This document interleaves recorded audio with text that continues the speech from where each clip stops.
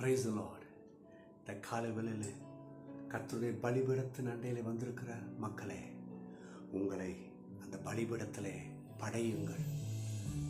கர்த்தருக்கு உங்களை அர்ப்பணியுங்கள். அப்படி ஆராதனை செய்யுங்கள்.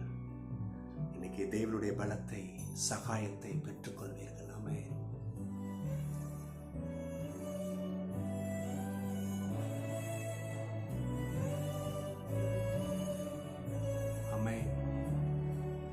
பலிபீடத்தில் என்னை பரனே படைக்கிறேனே இந்த வேலை, அடியேனை திரு சித்தம் போல ஆண்டு நடத்திடுவி. பலிபீடத்தில் என்னை பரனே படைக்கிறேனே இந்த வேலை, அடியேனை திரு சித்தம் போல ஆண்டு நடத்திடுவி.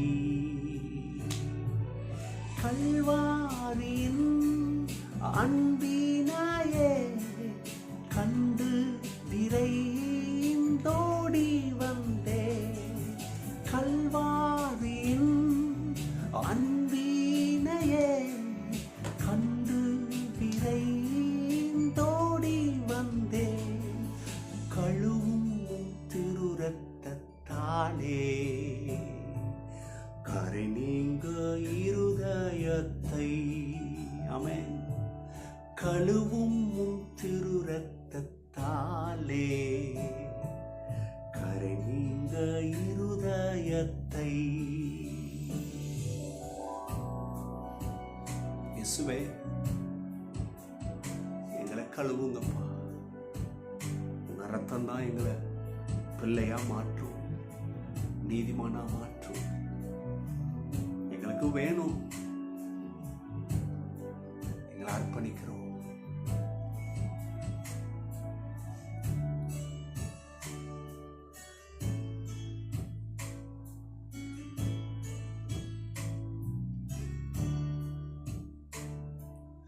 நீரன்றி என்னாலே பாரில் ஏதும் நான் செய்திட இயலே. செப்பீரே வலுவாது என்னை காத்துமக்காய் நிறுத்தி. நீரன்றி என்னாலே பாரில் ஏதும் நான் செய்திட இயலே. செப்பீரே வழுவாது என்னை காத்துமக்காய் நிறுத்தி. எல்லாம் சேர்ந்து கல்வாரியே. கல்வாரியின் அன்பினையே கண்டு விரைந்தோடி வந்தே. கல்வாரியின் அன்பினையே கண்டு விரைந்தோடி வந்தே. கழுவும் திருரத்தத்தாலே என் கரை நீங்க இருதயத்தை. சொல்லுவோமா? கழுவும் திருரத்தத்தாலே கரை நீங்க இருதயத்தை. இயேசுவே, எங்களை கழுவும், எங்களை கழுவும். நீர் எங்களுக்கு வேண்டும். ஆமென். இன்றைக்கு கர்த்தர் நம்மத்தில் பெரிய காரியங்களை செய்வார். தானியேல் 3:17. இந்த வசனத்தை அடிக்கடி நான் உங்களுக்கு சொல்லியிருக்கிறேன். ஆனால் இன்னைக்கும் கர்த்தர் ஆவியானவர் இந்த வசனத்தின் மூலம் நம்மளை ஸ்திரப்படுத்துவார், நம்மளை எடுத்து வல்லமையாய் பயன்படுத்துவார். ஆமென். அந்த வசனம் என்ன சொல்லுது?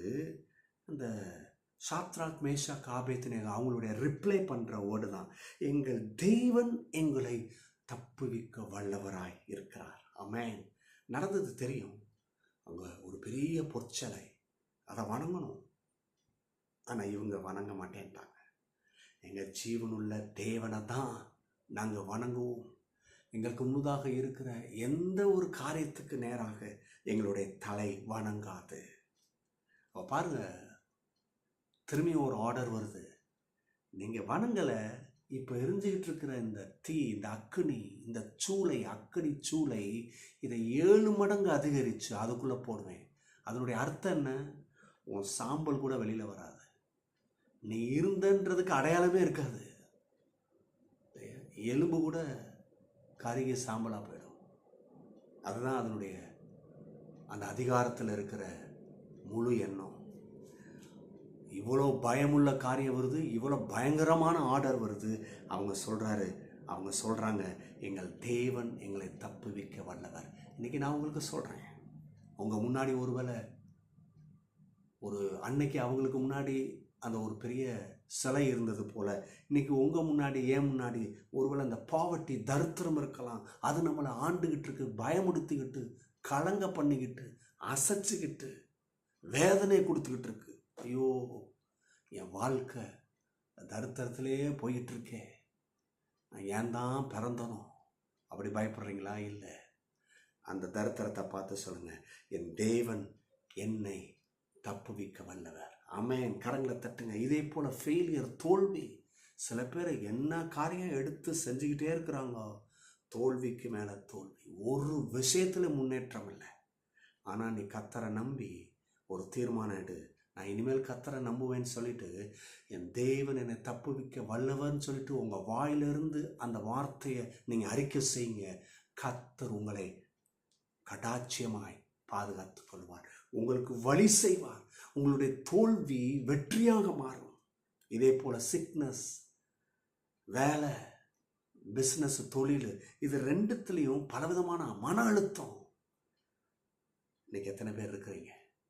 இந்த காலவில் இருக்கிற எல்லாரும் உங்கள் கரங்களை உயர்த்தி, இந்த மன அழுத்தம், இந்த பாரம், இந்த தோல்வி, இந்த நெருக்கம், வேலையே போயிடும் போல. சில நாட்களுக்கு முன்னதாக கேள்விப்பட்டேன் பாருங்கள், ஒரு பெரிய நிறுவனம் சாலிடாக 13,000 பேரை லே ஆஃப் பண்ணுறதுக்கு தீர்மானம் பண்ணியிருக்கிறாங்க. அது கேட்டுனே நமக்கே உள்ள அசையுது. அப்படிப்பட்ட சூழ்நிலையில் நீங்கள் இருக்கிறீங்களா? வாயை திறந்து சொல்லுங்கள், என் தேவன் என்னை தப்புவிக்க வல்லவர், தப்புவிக்க வல்லவர். அது உன் பிஸ்னஸாக இருக்கட்டும், உன் வேலையாக இருக்கட்டும். வேலைக்கு முயற்சி செஞ்சுக்கிட்டு இருக்கிறேன். சில பேர் அவங்க பாருங்கள், வெளிநாட்டில் இருக்கிறாங்க, அவங்க படிக்கிற அந்த விசா பேஸ் பண்ணி போயிருப்பாங்க, படிக்கிறதுக்கு நான் பெர்மிஷன் கொடுத்துருப்பாங்க. இன்னும் ஒரு டைப் ஆஃப் விசா இருக்குது, படிக்கவும் செய்யலாம், வேலையும் செய்யலாம். ஆனால் அந்த குறிப்பிட்ட நாளுக்குள்ளே அவங்களுக்கு வேலை கிடைக்கலன்னா திரும்பி அனுப்பிச்சி வச்சுருவான். அதுபோல் நெருக்கடியில் இருக்கிறீங்களா? ஐயோ, அந்த டே, அந்த மந்த்து பக்கத்தில் வந்துகிட்டு இருக்கு, எனக்கு இன்னும் கிடைக்கலையே. பயப்படாத, வாயை திறந்து சொல்லுங்கள், என் தேவன் என்னை தப்புவிக்க வல்லவர். உங்களை தப்புவிப்பார். நோக்கம் இல்லாமல் அந்த பட்டணத்துக்கோ அல்லது அந்த தேசத்திற்கோ கொண்டு போல. there is a purpose, அது நிறைவேறும். God bless you. கர்த்தர் உங்களை ஆசீர்வதிப்பார். பயப்படாதீங்க. ஆமென்.